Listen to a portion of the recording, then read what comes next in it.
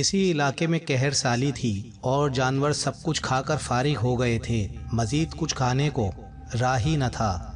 مویشی مالکان بے حد پریشان تھے۔ اسی دوران ایک مسجد کے مولوی نے جمعے کے خطبے میں نہایت یقین کے ساتھ یہ بات بتائی کہ اللہ کا نام لے کر یعنی بسم اللہ پڑھ کر دریا کو بھی حکم دیا جائے تو وہ بھی نافرمانی نہیں کرتا ہے۔ یہ چرواہے کا پہلا جمعہ تھا۔ یہ بات اس کے دل میں اتر گئی، یقین کا درجہ پا گئی۔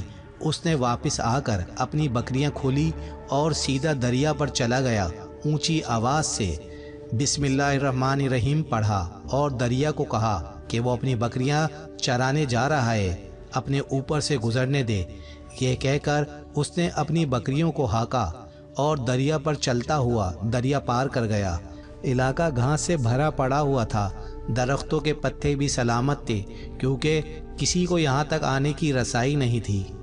اب تو یہ اس کا روز کا معمول بن گیا۔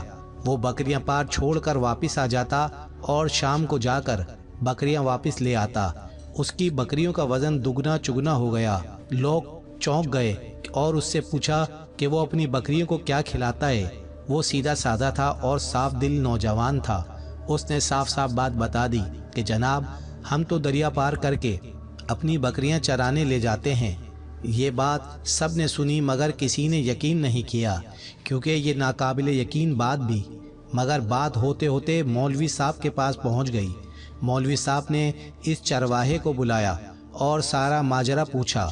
اس چرواہے نے مولوی صاحب کو ہی حوالہ بنا لیا کہ مولوی صاحب، میں تو آپ کا شکریہ ادا کرنے والا تھا کہ آپ نے جمعے کے خطبے میں جو نسخہ بتایا تھا کہ بسم اللہ کہہ کر دریا کو بھی حکم دوں تو وہ بھی انکار نہیں کرتا۔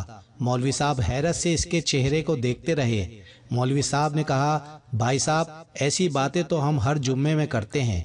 وقت ان کا مقصد لوگوں کا ایمان بنانا ہوتا ہے، مگر بکریوں والا ڈٹا رہا کہ میں تو بسم اللہ کہہ کر پانی پر چلتا ہوں اور بکریوں سمیت پانی پار چلا جاتا ہوں۔ دوسرے دن مولوی صاحب نے صبح خود یہ تجربہ کرنے کی ٹھانی اور چرواہا بھی آ گیا۔ مجموعہ زیادہ تھا۔ مولوی صاحب نے ایک دو بار سوچا کہ انکار کر دوں، مگر وہ تو مولوی صاحب کو کندھے پر اٹھا کر لائے تھے۔ اب بھی جوش و خروش سے اللہ اکبر کے نعرے لگا رہے تھے اور مولوی صاحب کے حق میں تاریخیں کر رہے تھے۔ آخرکار مولوی صاحب نے ایک رسہ منگوایا۔ پہلے اسے ایک درخت کے ساتھ باندھا، پھر اپنے کمر کے ساتھ باندھا۔ ڈرتے ڈرتے ڈھیلا ڈھالا بسم اللہ پڑھا اور دریا پر چلنا شروع ہو گئے، مگر پہلا پاؤں ہی رکھا تھا کہ پانی میں گر گئے۔ مولوی صاحب ڈبکیاں کھانے لگے اور پانی کے بہاؤ میں بہنا شروع ہو گئے۔ لوگوں نے کھینچ کھینچ کر باہر نکالا۔ مولوی صاحب کی اس حرکت نے چرواہے کو پریشان کر دیا کہ مولوی صاحب کی بسم اللہ کو کیا ہو گیا ہے، کیونکہ اس کا یہ روز کا معمول تھا۔ اس کے اپنی یقین میں کوئی فرق نہ آیا۔ اس نے بسم اللہ کہہ کر بکریوں کو پانی کی طرف اشارہ کیا اور خود ان کے پیچھے چلتا ہوا پار چھوڑ کر واپس بھی آ گیا۔ لوگ اسے ولی اللہ سمجھ رہے تھے اور اس کے حق میں نعرے بھی لگا رہے تھے، مگر وہ سب سے بے نیاز سیدھا سادہ انسان تھا۔ وہ مولوی صاحب کے پاس پہنچا اور کہا، مولوی صاحب، میں آپ کی بسم اللہ کی تاریخ سے کافی پریشان تھا، مگر پانی پر چلتے ہوئے مجھے آپ کی بسم اللہ کی بیماری کا پتہ چل گیا۔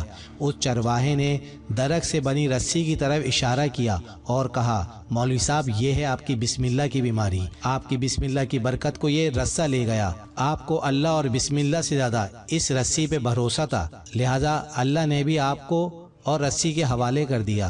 مولوی صاحب، آپ بھی کمال کرتے ہو۔ میں نے آپ کے منہ سے سنا اور یقین کر لیا اور میرے اللہ نے میرے یقین کی لاج رکھ لی، مگر آپ کا کلام سنا ہے مگر یقین نہیں کیا، لہذا آپ کو اللہ نے رسوا کر دیا۔ محترم عزیز دوستو، یہی کچھ ہمارا حال ہے۔ ہماری نمازوں اور دعاؤں کا حال بھی، ہمارے ہر ایک عبادت یقین سے خالی ہے۔ اس ویڈیو کو زیادہ سے زیادہ شیئر کریں۔ اچھی بات دوسروں تک پہنچانا صدقہ جاریہ ہے۔